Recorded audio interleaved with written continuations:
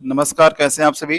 तो चलिए आज हम बात करते हैं कि बिहार के अंदर एक बहुत ही अच्छी योजना चलता है जिसका नाम है बिहार कौशल विकास मिशन, जिसको अम, बिहार स्किल डेवलपमेंट मिशन के द्वारा चलाया जाता है। और इसका सेंटर जो है प्रत्येक प्रखंड में आपको 2 से 3 वहाँ के पॉपुलेशन के अनुसार जो है वहाँ पे सेंटर दी जाती है, अलॉट की जाती है, जहाँ पे बच्चों को मुफ्त कंप्यूटर की शिक्षा और सॉफ्ट स्किल कम्युनिकेशन की शिक्षा दी जाती है।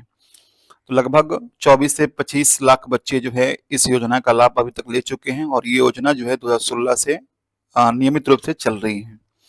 अभी हम लोग बात करेंगे कि केवाईपी जो बच्चे 24 लाख या 23 लाख जो भी बच्चे पास कर गए हैं उनका फ्यूचर क्या है और वो अपने सर्टिफिकेट को कहाँ यूज कर सकती है। बहुत बड़ा क्वेश्चन है, क्योंकि एक बहुत बड़ा वर्ग जो है केवाईपी सर्टिफाइड हो चुका है। तो हम बात करते हैं, यहाँ पे आपको स्क्रीन पे दिखाई दे रहा होगा केवाईपी सर्टिफिकेट अप्रूव्ड।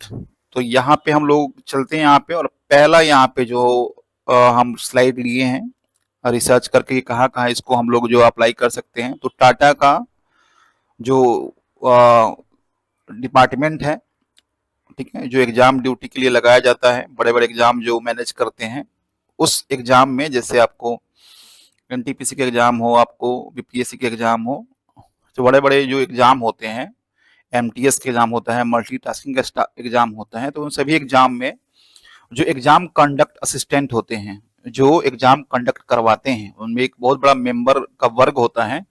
उस सभी मेंबर के लिए, ठीक है, आप एग्जाम दे सकते हैं आईसीटी का। आईसीटी एग्जाम कंडक्ट ऑफिसर का एग्जाम दे सकते हैं। एक एंट्रेंस छोटा सा होता है और उसके बाद जो है आप उसको ज्वाइन कर सकते हो और अच्छी खासी सैलरी अर्न कर सकते हैं।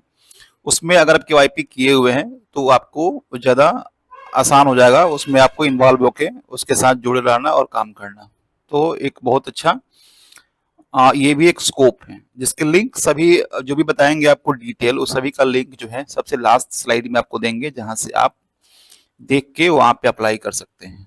नेक्स्ट हम लोग आते हैं सीएससी। ये लगभग हर ग्रामीण क्षेत्र या शहरी क्षेत्रों में इसका एक सेंटर जरूर होता है, कॉमन सर्विस सेंटर का। इसके अंदर जो है दो ऐसे पद हैं जिसके लिए केवाईपी बच्चे जो अप्लाई कर सकते हैं। एक होता है ब्लॉक इन्फो असिस्टेंट, कि हर ब्लॉक के अंदर जितने भी केवाई एसएससी सेंटर होते हैं वो सभी सेंटर को मैनेज करना, उनको इन्फॉर्म करना, उनकी टेक्निकल चीज़ों को देखना, उनके सॉफ्टवेयर और उनके योजना से संबंधित चीज़ों को पूरा करवाना, ये काम होता है इनका, ब्लॉक इन्फो असिस्टेंट का। उसके साथ एक ऑफिस असिस्टेंट भी होता है, जो कि हर सीएससी सेंटर का एक जिला में ऑफिस होता है। और डिस्ट्रिक्ट सीएससी मैनेजर जो है उस ऑफिस को डीप मतलब पूरी तरह से हैंडल करते हैं, मैनेज करते हैं। उसके अंदर 2-3 डिपार्टमेंट होते हैं, 2-3 अलग-अलग विभाग होते हैं, 2-3 अलग-अलग पद होते हैं। उसमें एक पद होता है ऑफिस असिस्टेंट का, जो केवाईपी बच्चे जो कर लिए हैं, थोड़े बहुत कंप्यूटर की जानकारी भी है एडवांस या बेसिक लेवल की, वो इसको ज्वाइन कर सकते हैं। तो ये दोनों पद जो है केवाईपी बच्चों के लिए, या कंप्यूटर कोई भी किया हुआ है तो उसके लिए भी एलिजिबल है। ब्लॉक इन्फो असिस्टेंट के लिए या ऑफिस असिस्टेंट के लिए, ये दोनों के दोनों बस थोड़ी बहुत एक इंट्रांस टाइप का जो है एक एग्जाम होता है और मौखिक टेस्ट इंटरव्यू होता है और उसके बाद आपका सिलेक्शन कर लिया जाता है। ज़्यादा कोई टफ चीज़ नहीं होती है और अलग से कोई एक्स्ट्रा एलिजिबिलिटी या अलग डॉक्यूमेंट या अलग एजुकेशन नहीं मांगा जाता है। नेक्स्ट हम लोग बढ़ते हैं यहाँ पे। तो बहुत सारी टेक्निकल एजेंसियां हैं, बहुत सारे टेक्निकल कंपनी है, जो बिहार या बिहार के बाहर भी बहुत सारे उसकी योजना चलती है, बहुत सारे उसका ई लर्निंग पैटर्न चलता है, जिसमें उसको मैनेज करने के लिए डिस्ट्रिक्ट लेवल पे, स्टेट लेवल पे बहुत सारे पद होते हैं। तो स्टेट लेवल का तो हम नहीं बोल सकते हैं, क्योंकि उसमें थोड़ा सा आपको बीसीए और बीटेक या सीएससी चाहिए। लेकिन जो डिस्ट्रिक्ट लेवल पे होते हैं, जो अनुमंडल लेवल पे जो पोस्ट होते हैं, उसमें जो क्लस्टर मैनेजर का भी पोस्ट हो सकता है, उसमें टेक असिस्टेंट का हो सकता है, टेक्नोलॉजी असिस्टेंट का हो सकता है। तो ये दोनों पद उसमें होता है, जिसके अंदर जो है आप अप्लाई करके ये दोनों पद आप ले सकते हो, अगर आप कंप्यूटर जानते हो, केवाईपी किए हो तो।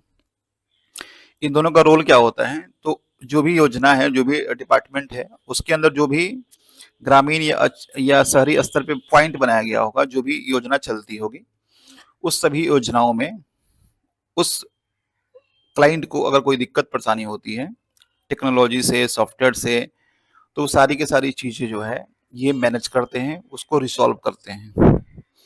ठीक है, जैसे एग्जाम्पल के तौर पे अगर आप बच्चे केवाईपी किए होंगे तो केवाईपी के अंदर एक और पोस्ट होता है MKCL का, महाराष्ट्र नॉलेज कॉर्पोरेट लिमिटेड का। उसके अंदर भी पूरे बिहार के अंदर हर डिस्ट्रिक्ट में 2 या 3 उसकी संख्या के अनुकूल जो है सपोर्ट के लिए क्लस्टर मैनेजर या टीच असिस्टेंट की पोस्ट रखी गई है। तो उसी प्रकार से बहुत सारी एजेंसी है, डोमिन का है, NSDL का है, नेशनल स्किल डेवलपमेंट सेंटर का है, ठीक है, टाटा का है, ठीक है, कोर्सेरा का है। तो बहुत सारी कंपनी है जो ग्रामीण स्तर पे काम करती है और उनको ये पद के लिए अच्छे टेक्निकल चाहिए व्यक्ति, तो आप अप्लाई कर सकते हो। ये केवाईपी के लिए, केवाईपी जो बच्चे कर लिए हैं या कंप्यूटर जानते हैं वो उनके लिए आसान है इसको एग्जाम देना। इसमें बेसिकली सिर्फ एक इंटरव्यू होता है और शायद एक छोटा सा एग्जाम होता है, एग्जाम शायद नहीं होता है, सिर्फ इंटरव्यू होता है। उसमें आपको कुछ क्वेश्चन पूछे जाते हैं इससे रिलेटेड और आपका सिलेक्शन हो जाता है यहाँ पे। ठीक है, खुशी की बात है कि वर्क टू होम होता है, आपको अपने घर से बैठ के काम करने होते हैं। नेक्स्ट आते हैं बैंक में। तो बैंक के अंदर 2 तरह के पोस्ट होते हैं, एक ऑफिस कीपर होता है, एक टीच असिस्टेंट होता है। ऑफिस कीपर का मतलब ये होता है कि आपको ड्राफ्ट या रिसेप्शनिस्ट या कैशियर या मैनेजर के या अकाउंटेंट के साथ मिलके आपको ऑफिस असिस्टेंट का काम करना होता है, जो आपको कभी बैंक, किसी और बैंक और अलग अलग बैंक, अलग अलग ब्रांचेज में जाके इसके सारे वर्क को पूरा करना होता है, एक्टिविटी को पूरा करना होता है। दूसरा जो पोस्ट होता है टीच असिस्टेंट का, इसका काम ये होता है कि एक बैंक में जितने भी कंप्यूटर लगे रहते हैं, उस कंप्यूटर में कोई वायर अगर खराब हो गया, कोई टेक्निकल इशू आ गया, तो उसको रिपेयर करवाना या करना, उसको ठीक करवाना, मतलब सभी चीज़ों को देख रेख करके उसके मेंटेनेंस से रिलेटेड काम को देखना, ये टीच असिस्टेंट का काम होता है। ठीक है, तो ये भी काम आप कर सकते हो और इसके लिए कोई फॉर्म नहीं निकलता है। आप डायरेक्ट किसी बैंक में जाके BM सर से मिलके बैंक मैनेजर से बात कर सकते हो और ये 2 पोस्ट की सिलेक्शन BM खुद से कर सकते हैं, उनके लिए अलग से कोई परमिशन लेने की आवश्यकता नहीं पड़ती है। ये 2 पोस्ट के लिए किसी बैंक का BM खुद से रख सकता है यहाँ पे। आगे है जीविका डिपार्टमेंट है। जीविका के अंदर भी 2 ऐसे पद हैं, एक GRP है जिसका पूरा नाम होता है जॉब रिसर्च पर्सन और एक होता है स्टोर कीपर। दोनों कंप्यूटर ऑपरेटर ही चाहिए। GRP का मतलब होता है कि एक प्रखंड में या एक अनुमंडल के अंदर, अनुमंडल तो नहीं बोल सकते, एक प्रखंड के अंदर ये पोस्ट आता है। उसके अंदर जितने भी ऐसे डिपार्टमेंट हैं जो जीविका के अंदर काम कर रहे हैं, उन सभी डिपार्टमेंट को हैंडल करना और हर महीने एक शिविर आयोजित करना जिसके अंदर जो भी बच्चे को जॉब चाहिए उसको जॉब उसके अनुकूल प्रोवाइड कराना, अप्लाई करवाना, ये सारा काम जॉब रिसर्च पर्सन का होता है, GRP का होता है, जिसकी अच्छी खासी सैलरी होती है, लगभग 20,000 से एबव होती है। दूसरा है स्टोर कीपर, जो कि जीविका के अंदर बहुत सारे पद होते हैं, CM होती हैं, उसके बाद AM होती हैं, ठीक है, अलग अलग पोस्ट होती हैं। तो उन सभी जीविका दीदियों का डाटा, रिपोर्ट, एनालिसिस, रिकॉर्ड को है मेंटेन करना, ये सारा चीज़ का काम होता है स्टोर कीपर का। तो ये दोनों पद जो है बहुत अच्छी है जीविका का, हर ब्लॉक में इसका ऑफिस तो होता ही है और ये दोनों पद जीविका के जो एक प्रखंड के जो हेड होते हैं, SEO सर जो होते हैं, वो डायरेक्ट सिलेक्शन कर सकते हैं आपको। सिर्फ सिंगल इंटरव्यू होता है और आपका सिलेक्शन हो जाता है और आपकी सैलरी 20,000 से अब होती है और इसको आप परमानेंट वर्क मान के चलो, ये आप हट नहीं सकते। ये आपका हमेशा के लिए गवर्नमेंट जॉब की तरह हमेशा के लिए हो जाएगा। आपका इसमें PA TA भत्ता सत्ता भी आपको चल के आगे कटेगा और ये बहुत अच्छी चीज़ है कि इसमें आप ज्वाइन कर सकते हैं। आगे दिया हुआ आधार सेंटर।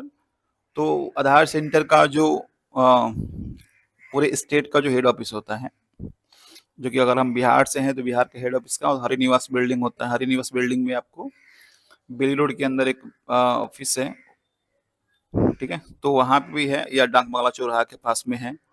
तो इन सभी ऑफिस में आधार ऑपरेटर की आवश्यकता पड़ती है और ऑफिस असिस्टेंट की आवश्यकता पड़ती है। तो आधार ऑपरेटर का एग्जाम आप आसानी से दे सकते हो। आप कहेंगे तो उसके लिए हम वीडियो बना देंगे कैसे उसका आधार ऑपरेटर का एग्जाम देते हैं। बेसिकली आप ऑनलाइन अप्लाई करके एक छोटा सा एग्जाम होता है, आधार ऑपरेटर का एग्जाम दे सकते हो। एग्जाम में आपका रिजल्ट आता है तो आप आधार ऑपरेटर बन सकते हो और उस डिपार्टमेंट में अप्लाई करके ज्वाइन कर सकते हो।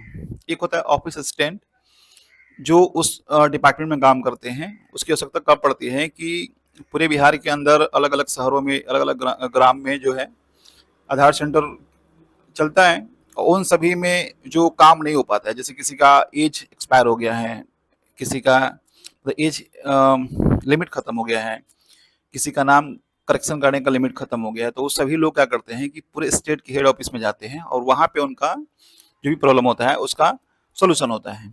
तो ये जो ऑफिस असिस्टेंट के लोग होते हैं वो एक ऑफिस असिस्टेंट में कम से कम 15, 20, 25 की संख्या में होते हैं। तो वो उन सभी का काम क्या होता है, अलग अलग काम होता है। किसी का रिसेप्शन में काम होता है, किसी का काउंटर डीलिंग करते हैं, कोई आपको ऑपरेटर होते हैं, कोई ऑफिस वर्क देते हैं, कोई बुक कीपर होते हैं, कोई स्टोर कीपर होते हैं।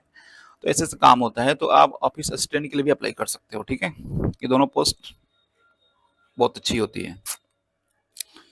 आगे दिया है बीएसडीएम का, बिहार स्किल डेवलपमेंट मिशन। इसके अंदर भी दो ऐसे पद है जिसके लिए आप अप्लाई कर सकते हो। एक एलएफ लर्निंग फैसिलिटेटर, इसको पूरा बोलते हैं, कंप्यूटर टीचर भी बोल सकते हैं। और ये दोनों का दोनों आप अप्लाई कर सकते हो। एक तो आपको स्टोर इंचार्ज का, स्टोर इंचार्ज का मतलब बीएसडीएम ऑफिस, यानी पूरे बिहार का जो हेड ऑफिस होता है कौशल विकास मिशन का, उसमें भी आप स्टोर इंचार्ज का काम कर सकते हो। जैसे बुक डिस्ट्रीब्यूट किया जाता है या आपको एप्लीकेशन रिसीव किया जाता है।